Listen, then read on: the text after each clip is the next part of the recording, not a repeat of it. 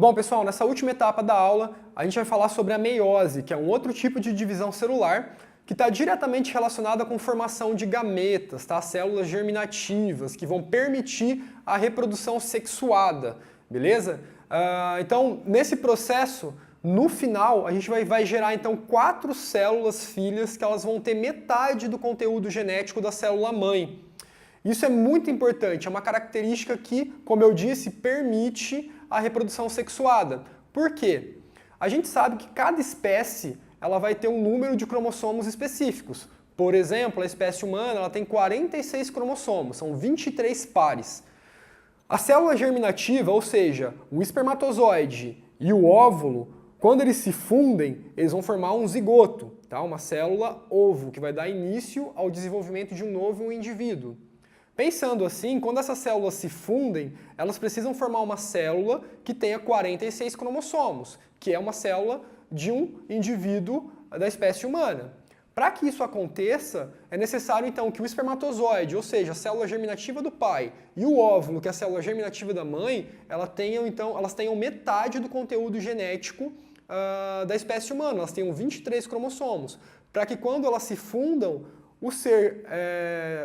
o descendente tenha 46 cromossomos, beleza? Isso só é possível pelo processo da meiose, tá? Que vai gerar então 4 células germinativas com metade do conteúdo genético da célula mãe, beleza? Então a meiose está diretamente relacionada com a reprodução sexuada. Então vamos entender como é que funciona a meiose. Então, assim como na mitose, a meiose também vai ter um período de intérfase, que é aquele período que antecede a divisão celular, tá? E da mesma forma vai ter a fase S, que vai levar à síntese de DNA, duplicando a quantidade de DNA para o início da primeira meiose, tá? Então a meiose, ela é caracterizada por 2 divisões sucessivas, tá? A meiose 1 e a meiose 2.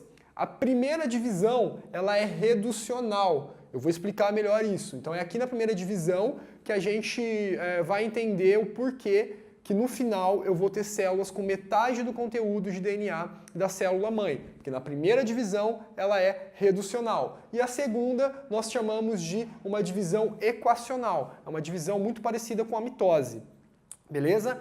Então, chamamos de meiose 1 e meiose 2, as duas divisões da meiose.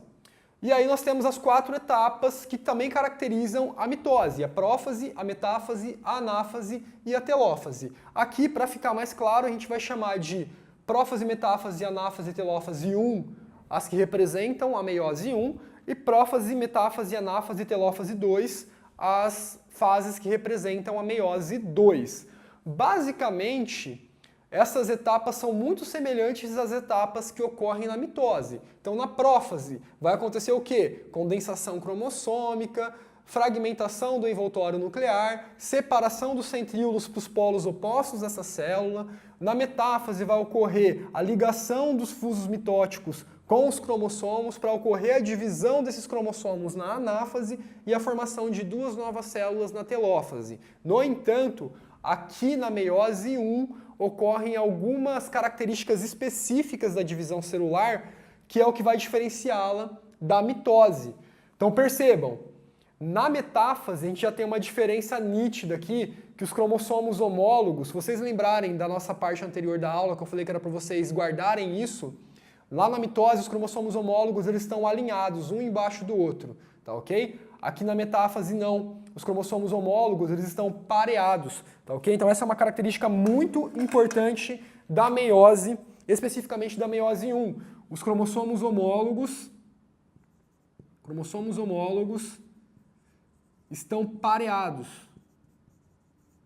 ou seja, eles estão lado a lado, cada par do lado do seu outro par, belezinha? Essa é uma característica muito importante. O que vai acontecer? Se eles estivessem alinhados, por exemplo, aqui, ó, o cromossomo 3, se ele estivesse embaixo do cromossomo 3, o centríolo, ao se ligar a eles, puxariam uma cromátide para cada lado.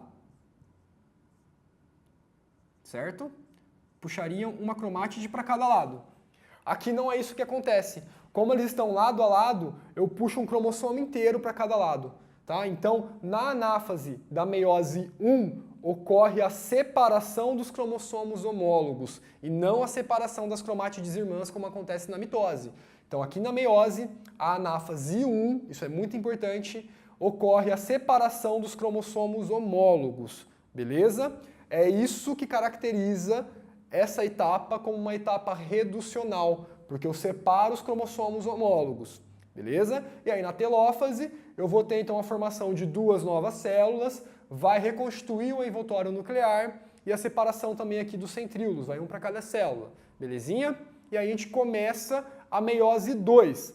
Outra característica importante é que entre a meiose 1 e a meiose 2 não existe intérfase. A intérfase ela só acontece antes da meiose 1, tá? Então aqui é a meiose 1, antes dela eu vou ter intérfase.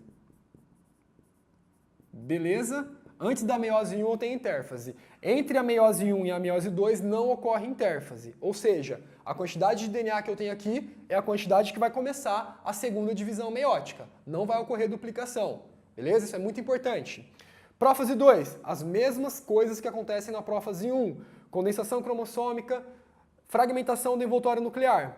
Na metáfase 2, ela já vai ser bem semelhante à mitose. Então agora os cromossomos vão ficar alinhados para que na anáfase 2 ocorra a separação das cromátides irmãs. E aí na telófase vai voltar o envoltório nuclear e ocorre a citocinese, que é a divisão dessa célula. No final, eu vou ter 4 células com a metade da quantidade de DNA da célula mãe, beleza? Essa é a característica da meiose. E aí isso vai possibilitar, então, essas 4 células que foram geradas, que podem ser, então, 4 espermatozoides ou 4 óvulos, vão permitir a reprodução sexuada e vão permitir que o descendente tenha a mesma quantidade de cromossomos que os seus pais, tá? Que isso é uma característica importante e que determina as características de uma espécie. Tá? Então isso permite então que as características da espécie sejam perpetuadas, beleza? E aí só uma informação a mais que eu quero dar para vocês, a prófase 1 ela é dividida em várias etapas, eu não vou explicar aqui porque não é tão recorrente no vestibular, mas o fato de, nessa etapa, os cromossomos estarem pareados, os cromossomos homólogos estarem pareados, pode ocorrer trocas de pedacinhos de cromossomo entre os homólogos. Então esse cromossomo aqui ele pode trocar uma região com esse cromossomo aqui. Isso vai permitir o quê? Uma variabilidade genética, tá? Pode permitir que o meu DNA tenha modificações que podem ser benéficas para a espécie, tá? Vai gerar variabilidade genética, possibilitando novas adaptações, beleza? Então é basicamente isso, pessoal, é uma aula bem complexa, cai muito no vestibular, mitose e meiose, se não cair na primeira fase, cai na segunda, mas sempre tem alguma questão que vai te cobrar algum conceito de mitose ou meiose. Então, basicamente, você tem que lembrar de metáfase e anáfase, que são as etapas cruciais aí que vão diferenciar uma mitose e uma meiose. Façam os exercícios que você tem aí na plataforma para fixar um pouquinho sobre o conteúdo dessa aula. Qualquer dúvida você pode mandar para a gente. E é isso, até a próxima aula. Então, um grande abraço.